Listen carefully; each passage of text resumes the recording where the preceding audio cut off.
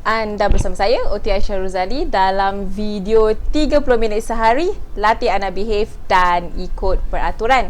Tahniah kerana telah mendapatkan modul Kickstart Go Cilik yang pertama oleh Gym Academy dan ditulis bersama oleh Gym Academy beramai-ramai, iaitu terapis dan teachers di Gym Academy.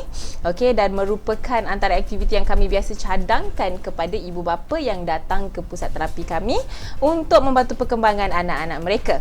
Okey, so dalam video kali ini kita akan bincangkan satu topik yang biasa sangat parents tanya saya dan tanya tim saya, iaitu macam mana nak bagi anak kita behave dan juga ikut peraturan.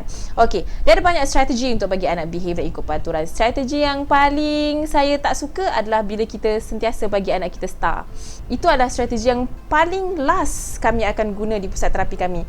Kenapa? Sebab kita nak anak kita behave secara natural. Bukan kita nak anak kita behave sebab ada sebab. Macam tu. Okay. So, biasanya dengan aktiviti, memang parents kena penat sikit lah bila kita buat aktiviti dengan anak. Tapi whatever it is, that's our child, these are our children kan. So, kita buat aktiviti dengan anak kita supaya anak kita ingat kita, behave sebab kita. Okay, behave sebab sayang kita, behave sebab kita didik dia untuk behave dan kita tak perlukan apa-apa pengeras untuk pastikan dia behave. Okay, so luangan masa dengan anak memang sangat penting. Walau macam mana sibuk pun, kita cubalah curi masa 15 ke 30 minit setiap hari untuk buat aktiviti dengan anak, especially anak yang sudah mula masuk umur 5 tahun dan ke atas kerana mereka lebih sensitif. Okey, ramai antara kita suka assume anak kecil lebih sensitif. Betul, anak kecil sensitif, tapi anak dah masuk 5, 6, 7 tahun dia sudah boleh mula fikir. Kita tak nak anak 6 tahun kita ataupun anak 7 tahun kita, baru 7 tahun, sudah terpengaruh dengan anestesi luar kerana kita tidak memberikan masa kita kepada mereka. Okey, so tahniah kepada anda semua kerana telah mendapatkan modul Kickstart ini dan saya yakin dan percaya anda adalah ibu bapa yang saya dan tim saya cari selama ni kerana anda sangat bersedia untuk belajar dan meluangkan masa untuk anak dengan aktiviti-aktiviti rangsangan yang paling sesuai dan yang paling diperlukan oleh anak anda.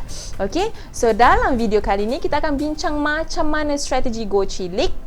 Okey, macam mana kita nak kickstart kita punya strategi untuk bantu anak kita lebih behave dan untuk bantu anak kita untuk ikut peraturan dengan cara yang lebih natural dan dengan cara yang lebih anak kita ingat. Okey, memang penat tuan-tuan dan puan-puan sekalian, mama ayah dan guru-guru sekalian, tapi masa dan tenaga yang kita luangkan dengan anak itu adalah sangat precious. Okey, kita bukan parents yang shortcut kan. Okay, kita nak bagi anak kita sesuatu yang betul-betul bermakna untuk dia.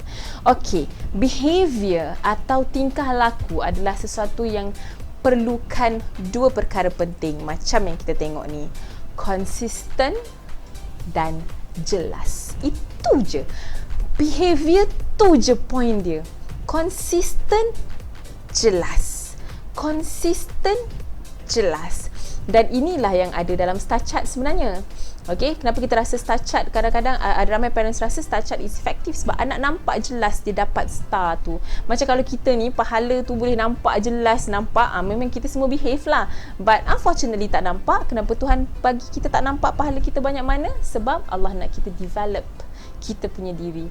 Okay, so that is what kita nak ajar anak kita juga, supaya mereka boleh belajar develop diri, mereka boleh belajar develop innate needs mereka. Buat sesuatu bukan kerana dapat habuan, tapi mereka behave kerana mereka tahu itulah keperluan untuk mereka behave. Mereka kena behave. Mereka perlu buat benda ni. Ianya adalah tanggungjawab mereka sebagai seorang manusia untuk belajar behave. By times anak akan dapat. Kalau kita rajin luangkan masa dengan anak dan kita modelkan pada anak macam mana cara untuk behave. Okey, buat aktiviti je, simple. Dalam 15 ke 30 minit setiap hari, anak pun seronok, gembira, anak ada banyak memory main dengan kita dan kita pun gembira sebab kita luangkan masa untuk anak kita. Nak jawab dekat Tuhan nanti pun senang kan? Okey, alright. Konsisten, maksudnya konsisten adalah arahan yang diberikan, kebenaran yang diberikan adalah sentiasa sama pada setiap masa dan tidak boleh berubah walau apa pun yang anak tersebut cuba lakukan. Itu maksud konsisten dalam behavior. Arahan yang kita bagi konsisten. Besok pun sama. Arahannya adalah masuk rumah, kasut letak dekat rak. Besok anak confirm lupa, because children learn by repetition. Ni kita kena ingat, anak ni memang kena diingatkan banyak kali. Kalau tak nak ingat pakai verbal, pakai mulut, ingatkan pakai gambar. Puk, tampal kat situ. Tengok gambar. Okey, anak pun tahu nak kena susun. Memang kena remind macam kita, kena remind banyak kali baru kita ingat kan. Sebab tu azan kena setiap waktu solat supaya kita ingat, remember. Okey. So arahan yang diberikan kena konsisten. Setiap kali masuk rumah, letak kasut dekat rak. Setiap kali masuk rumah, letak kasut dekat rak. Setiap kali masuk rumah, letak kasut dekat rak. Baru dia jadi habit dan anak tahu dia kena behave dan letak kasut dia dekat rak. Dan bila tak ada, anak akan rasa macam, alamak, mana rak kasut rumah dia tak ada. Okay? Sebab that is behavior. Okay? Behavior ni dia dibentuk. Dia dibentuk. Okay? Dan kebenaran yang diberikan, kebenaran ni apa? Bukan Papa Zola kebenaran, ya. Kebenaran yang diberikan ini merujuk kepada, contohnya anak kita tanya mama, mama nak gula-gula boleh? Mama kata tak boleh besok. Ayah nak gula-gula boleh? Ambil je lah. Maka tidak konsistennya kebenaran yang diberikan antara mama dan ayah tadi, anak akan memberontak. Bila mama kata tak boleh, ayah kata boleh. Tak boleh. Ayah kata boleh. Anak akan confused untuk terima kebenaran ataupun allowance daripada siapa. Okey? Sebab tu konsisten maksudnya arahan tu kena sentiasa sama dan kebenaran apa yang kita allow anak tu sentiasa sama antara kita dan semua orang di sekeliling. Okey?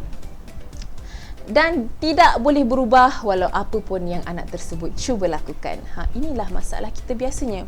Biasanya anak tu, contohnya anak tu nak gula-gula tadi kan, kita masuk kat contoh gula-gula tadi. Anak tu nak gula-gula, mama saya nak gula-gula, tak boleh. Saya nak juga, tak boleh. Anak menjerit pun kita, hish, bising lah, Hana lah ambil. Maka anak belajar apa? Bila dia jerit, dia dapat. Maka kita latih anak untuk jerit supaya dia boleh dapat apa yang dia nak. Apa akan berlaku pada anak? Dia belajar, jeritlah anakku supaya mak bagi juga walaupun mak awal-awal mak kata tak boleh. Okey? So kena konsisten. Dan yang kedua, mesti jelas. Arahan yang diberikan, kebenaran yang diberikan adalah jelas dan difahami. Contoh gula-gula tadi, simple kan cerita pasal gula-gula je pun. Tapi dengan gula-gula ni, kita nak kena bagi anak kita faham dia tak boleh makan gula-gula banyak. Banyak kerja yang kita kena buat sebenarnya. Kita cakap, okey, ni gula-gula. Yang ini, contohnya kita ada kalender. Ni kalender. Isnin, Selasa, Rabu, Khamis, Jumaat, Sabtu, Ahad. Awak boleh makan gula-gula hari Selasa. Contoh ni contoh kan. Awak boleh makan gula-gula hari Selasa. Awak boleh makan gula-gula hari Rabu. Setiap hari kita akan tanda kalender. Isnin, oh Selasa jom makan gula-gula. Okey, Rabu, Khamis, oh Jumaat jom makan gula-gula. Sabtu, jelas. Menggunakan multi-sensory, segala input ke anak kita punya sensory input tu, dari segi auditorinya, dari segi visualnya, daripada segi taktilnya, kinestetik, suruh anak kita yang lekatkan gula-gula tu pada tarikh, maka anak kita pun tahu dan jelas dengan arahan yang kita berikan. Apa akan berlaku pada anak? Dia akan lebih faham. Tu je. Tak ada apa pun. Dia tak ada habuan dan rasuah apa-apa. Tak ada. Anak just faham. Okey, faham mama. Jelas. Mama kata Selasa dengan Jumaat je. Sebab kalau tak, anak tak tahu hari pun. Kan? Okey. So, kena jelas. Tu maksud saya. Okey. Alright. So, tingkah laku dan mengikut peraturan perlukan pengulangan dan pengalaman. Pengalaman yang kita selalu lupa. Kita repeat cakap dekat anak kita tapi kita tak berikan pengalaman. Pengalaman ni lah yang tadi tu. Contoh dia. Gula-gula je. Gula-gula. kita nak makan gula-gula setiap Selasa dengan Khamis. Macam mana cara dia? Oh, jom Mama cerita Selasa dan Khamis je boleh makan gula-gula. Mama tambah visual. Oh, gambar Selasa dengan Khamis. Wah, Selasa dengan Khamis je boleh makan gula-gula. Oh, Mama tambah lagi pengalaman. Kita gunakan blue tag ni, kita tampal dekat Selasa supaya anak kita tahu Selasa je dia boleh makan gula-gula. You gunakan pengulangan dalam banyak konsep dan berikan pengalaman dalam banyak jenis pengalaman. Anak akan boleh belajar dengan lebih baik. Okay, because why? Children belajar multisensorily. Kita tak tahu anak kita sebenarnya visual learner ke, auditory learner ke, kinesthetic learner ke, sebab most of the time anak belajar dengan kesemua input sensory dia. Okay, dengan kesemua channel of learning dia. Cuma mungkin ada satu channel of learning yang lebih kuat daripada yang lain, tapi yang lain tu adalah supportive channel of learning. Okay, kinesthetic ke, visual ke, auditory ke, dia support sama-sama. Sebab tu multisensory learning ni adalah penting walaupun kita nak cerita pasal behavior. Okey. Kanak-kanak belajar dengan pengulangan, kanak-kanak belajar dengan pengalaman yang pelbagai, dan multisensory adalah strategi yang sangat membantu anak untuk kuasai sesuatu pengalaman. Okey.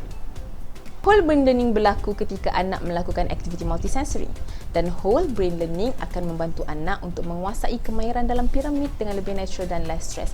Apa tu piramid? Ni piramid dia. Saya ada yang besar sikit. Ni dia rupa dia. Piramid ini. Okay. So, behavior. Tingkah laku termasuk dekat dalam pengurusan diri. Tingkah laku termasuk dalam aspek sosial dan komunikasi. Kat mana? Dekat atas. Anak faham tak dia tak boleh lari lintas jalan? Anak faham tak dia tak boleh jerit dalam kelas masa cikgu ajar? Anak faham tak makan kena dekat meja makan? Anak faham tak lepas makan ada sampah kena buang dalam tong sampah? Anak faham tak yang dia kena duduk elok-elok dekat dalam kereta, kalau tak nanti polis tangkap ayah dia? So itu semua adalah aspek sosial dan komunikasi seseorang manusia. Dan bila kita nak bantu anak untuk kuasai aspek sosial dan komunikasi, kita kena pastikan anak kuasai semua yang bahagian bawah ni. Saya ada kongsikan tentang blok perkembangan pembelajaran, khusus tentang blok perkembangan pembelajaran dekat dalam YouTube channel. Nanti anda boleh buka link tu dan boleh tengok lagi ya. Okey, so saya akan kembali semula di mata anda sekejap lagi. Okey, so saya sudah kembali. Kita akan teruskan perbincangan kita. Okay, so itu adalah blok perkembangan pembelajaran. It's okay, ramai parents tanya, saya tak tahu sensory mana satu yang anak saya ada problem dengan behavior dia ni, ada sensory vestibular ke visual ke, saya tak pasti sangat-sangat. Okay, memang terapis pun kadang-kadang nak tahu anak dia ada masalah sensory ke tidak. Terapis pun kadang-kadang trial and error. Okay, so what we do whole brain learning. Bagi je aktiviti yang berkonsepkan multisensory, supaya nanti kita akan nampak anak kita lebih mudah faham masa aktiviti yang macam mana. Okay. So, aktiviti untuk anak-anak yang ada behavior issue, anak-anak yang susah ikut peraturan, aktiviti dia perlu singkat, kerap dan bersifat multisensory. Mesti singkat, kerap dan bersifat multisensory. Dia tak boleh panjang-panjang macam membaca dan menulis punya aktiviti. Singkat, kerap dan bersifat multisensory kalau nak buat aktiviti untuk anak yang susah behave dan susah ikut peraturan. Okay, so pecahkan kepada 30 minit, pecahkan 30 minit sehari itu kepada beberapa minit yang lebih kecil. Okey, 6 kali 5 minit, 3 kali 10 minit, 10 kali 3 minit, buat. Okey, so pecahkan. Bila aktiviti tu kita pecahkan jadi aktiviti kecil-kecil, jadi minit yang kecil-kecil, maksudnya kita tak boleh buat aktiviti banyak-banyak. Satu sitting mungkin kita buat satu aktiviti je. Okey. Dan pilih mana-mana aktiviti yang sesuai dengan usia tipikal anak anda. Okey, tengoklah kalau anak kita umur 2 tahun, pilih aktiviti untuk 18 ke 24 bulan tu. Anak kita 3 tahun, cuba pilih aktiviti yang umur 3 tahun punya, sebab sometimes anak yang ada behavior issue, dia punya motor, sensory motor okey, tapi ada juga yang tak okey. So kita kena perhatikan perkembangan anak kita macam mana. Dan ni trik dia. Pilih aktiviti yang ada salah satu atau gabungan gerak dan jari jemari. Contoh dia kan. mesti ada gabungan gerak dan jari jemari. Kita cari kat bawah. Okey. Mesti ada pergerakan kaki, mesti ada jari jemari. Tengok ni. Contohnya, awan bentuk apa? Muka surat 108 ni. Saya tengah tengok yang ni Awan bentuk apa? Ada gerak, ada jari jemari. Ini untuk anak yang ada masalah behavior Jom kita tengok. Okey, macam mana kita nak guna? Muka surat 108 tadi. Okey. Alright. Awan bentuk apa? Muka surat dia sama dengan kita punya slide tu, so anda boleh type je dekat slide tu nanti untuk pergi dekat PDF anda. Alright, so awan bentuk apa? Nampak tak ada cardboard? Potong cardboard agar ada lubang bersaiz A4. Bentang tikar di halaman rumah. Ajak anak anda baring dan scan awan dengan lubang A4 tadi pada cardboard. Bincang dengan anak, awan berbentuk apa? Bila anak diberikan sempadan A4 yang ada lubang tadi, kan kita ada cardboard saiz A4, lepas tu ada lubang saiz A4, cardboard ada lubang saiz A4, kita angkat, anak kena tengok yang dalam lubang je. Ada tak yang dekat luar lubang? Ada, tapi anak kena tengok yang dalam lubang sahaja. So anak tadi dia belajar untuk tengok dalam sempadan yang kita berikan. Kita berikan peraturan yang mudah sebenarnya dalam aktiviti ini. Okey, nanti anak akan belajar untuk adjust dia punya untuk gunakan kemahiran berada dalam sempadan, ikut peraturan untuk tengok menggunakan cardboard tu. Anak akan belajar dan bawa kemahiran tu keluar. So nanti bila kita bagi peraturan pada anak kita akan lebih mudah faham, sebab dia dah belajar dah untuk ikut arahan, tengok dekat dalam cardboard punya lubang tu masa dia main awan-awan yang disuka tu. Okey, santai. Aktiviti ni santai, simple, tak stres, tapi boleh bantu simulate keperluan untuk anak duduk dekat dalam sempadan. Okey? Alright. Okey. So, tingkah laku tidak boleh dipaksa tapi boleh dilatih. Okey, latih anak dengan aktiviti yang ada peraturan ringkas. Macam tadi, macam cardboard tu, peraturan dia tengok dalam tu. Tu je. Simple peraturan dia. Tak rasa stres pun dengan peraturan dia kan. Tapi sebenarnya kita tengah latih anak kita dengan peraturan yang ada sempadan tertentu. Contohnya dalam e-book tu juga ada aktiviti yang anak kena duduk dalam gelong, lompat setajam dalam gelong je, tak boleh keluar. Itu juga adalah melatih anak tentang sempadan dan peraturan. Aktiviti yang ada turutan. Oh, mula-mula letak tepung. Oh, letak oil. Oh, lepas tu basuh. Ada turutan. Anak akan belajar untuk sabar. Okey, now and next. Oh, sekarang kita buat balance beam. Lepas naik balance beam, kita kena naik kerusi. Oh, kita naik zigzag. Kita ada aktiviti circuit game nama dia dalam ni. Okey, so kita tengok circuit game sekejap. Saya tunjukkan pada anda ya. Okey. So, contoh dia baling tangkap bola dalam gelong. Alright. So, kita tengok kepada aktiviti yang 180. Okey, aktiviti circuit game. Saya nak tunjukkan kepada anda aktiviti circuit game. Sebab aktiviti circuit game ni dia ada turutan. Ni dia ada turutan. Contohnya, mula-mula susun terowong, balance beam dengan gelong. Mula-mula anak kena masuk terowong. Lepas tu anak kena naik atas balance beam. Lepas tu anak kena lompat pula dekat gelong tu. So dia ada sequence tau. Anak-anak yang susah nak behave ataupun anak-anak yang hyperactive, mereka susah nak kawal pergerakan dan mereka susah nak follow instruction tu. So bila kita bantu mereka untuk follow instruction, untuk ikut turutan, anak akan belajar untuk sabar. Masa anak sabar, anak boleh proses. Anak boleh proses information dan maklumat yang sampai pada dia. Anak boleh proses apa yang kita tengah ajar dia sekarang. Okey? So itu adalah kepentingan circuit game. So nanti anda boleh buat aktiviti dengan anak anda ya. So ingat, cari aktiviti yang ada gabungan pergerakan dan juga motor halus ataupun jari. Okey. So tips sedikit untuk anak-anak yang ada masalah behavior ataupun yang anda nak settlekan behavior anak, konsisten dan firm macam saya cakap tadi. Banyak tingkah laku berlaku kerana anak confused. Firm bukan garang tapi bantu anak untuk organize. Konsisten. Dan setiap kali kita buat aktiviti dengan anak, fleksibel dan gradual. Kalau anak kita tak nak buat aktiviti ni, it's okay. Kita cuba sediakan 2 ataupun 3 aktiviti. Bagi dia 1 aktiviti dulu hari ni. Okay, so kalau dia tak nak, it's okay. Kalau kita bagi dia 10 pom-pom untuk dia sepit 10 pom-pom sambil jalan atas balance beam, dia tak nak buat, bagi 3 dulu. It's okay. Gradually kita latih dia. Okay, bukan dengan paksaan. Alright, dan ini adalah strategi ARA. Strategi ARA ini adalah activity rehat activity. Okey, maksudnya kita akan latih anak untuk buat aktiviti. Contohnya, katalah kita nak latih anak behave. Okey, kita nak latih anak behave, anak kena ikut peraturan untuk transfer berbola ni ke dalam bekas satu lagi. Okey, contoh anak kena transfer kan. So ada 2 bekas. So anak kena transfer yang daripada bekas ni ke bekas sini. So kita kata, jomlah kita transfer, jom. Wah, hijau pindah sini. Wah, pindah sini. Wah, pindah sini. Anak kita tak nak.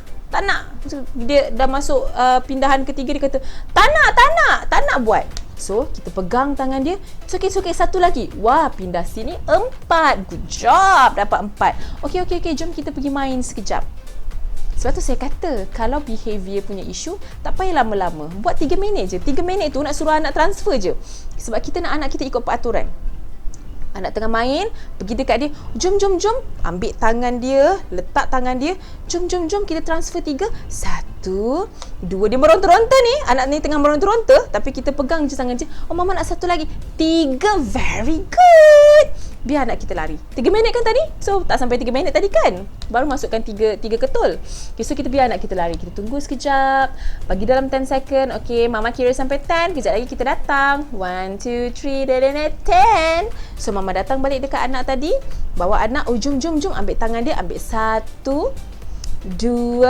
3, 4. Wow, very good. Dapat 4. Tadi 3. Okay, go main. That is ARA strategy. Activity rehat activity. Kita bagi pause. 3 minit. Dah penat dah tu. Sebab mak akan kena kejar anak tadi. Okay? So it's okay kalau activity yang kita plan tu anak kita tak boleh buat sampai habis. Buat separuh pun boleh lagi. Tomorrow kita cuba lagi. Sebab anak yang ada behavior, especially anak yang usia kecil, bawah 5 tahun, mereka tak faham konsep lagi. So kita memang kena tarik tali dengan anak-anak ini. Okay, so itu perkongsian kita. Itu kita punya video tentang behavior. Anda jemput tanya soalan pada saya. Boleh tanya di Facebook Messenger, ataupun boleh tanya di email, ataupun boleh hantar soalan ke kita punya phone number office. Anda hantar je soalan, nanti tim kita akan bantu anda untuk jawab. Okay, so be open to ask question, sebab kami nak pastikan anda betul-betul faham dengan apa yang anda baca, dengan apa yang anda belajar. Okay, so remember, cari aktiviti yang ada kaki dan tangan ini. Okay, cari dekat dalam kita punya e-book ini. Alright, e-book tajuk dia isi kandungan dan rujukan pantas, supaya anda boleh rujuk dengan pantas mana aktiviti yang ada kaki dengan tangan. Ada banyak sebenarnya aktiviti yang ada kaki dengan tangan. Okay, semua ni boleh bantu anak untuk lebih behave. Okay, so kita jumpa dalam video yang lain. Bye!